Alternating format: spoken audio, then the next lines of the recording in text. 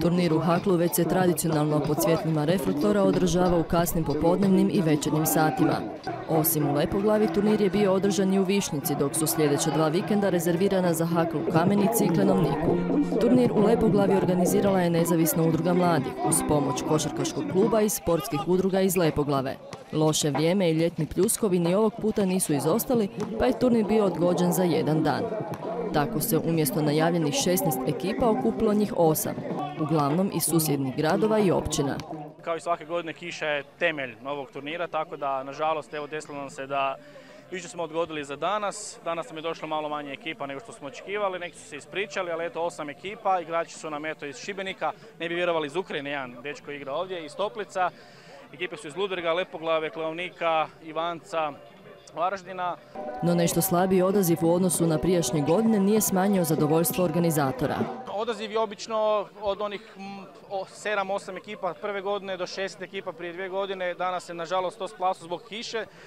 Načelno nismo zadovoljni, ali opet s druge strane igrači koji dolaze iz više gradova u našoj županiji i eto čuli ste znači iz inozemstva, opet idu prvog turniru da sljedeće godine zapravo oni sami promoviraju taj turnir, tako da ekipe sljedeće godine sigurno će doći u većem broju. Žao nam je 4 ekipe iz Krapine su nam se ispričale zbog vremena, jednostavno nisu htjeli riskirati da dolaze svima bez veze, tako da ostali smo onim vjernim igračima koji su svake godine ovdje na turniru, a i to je u neku ruku i ta snaga tog turnira da ekipe koje dolaze i vraćaju se natrag. Svi novi koji dolaze jednostavno doći će i opet sljedeće godine. Nakon 8. uzastopne godine sudjelovanja na ovom turniru, gdje NUM izvrsno vodi, Lepoglava ima dosta igrača, što se i očekuje od ovakve sportske sredine. Ja mogu reći u ime svoje ekipe da očekujemo dobar ranking. Mnogobrojni posjetitelji velika su podrška igračima, a jedna prošlogodišnja gledateljica ovaj se put okušala u ulozi natjecateljice. Tako je 19-godišnja Iva bila jedina igračica ovog turnira. Ja sam uskočila ekipu slučajno zato jer im je nestao igrač, pa ne znam, ok, super je organizacija i ekipe su super. Kad si natjecatelj, onda se lijepo natrčiš, družiš se s ostalim ekipama i lijepo se oznojiš i super ti.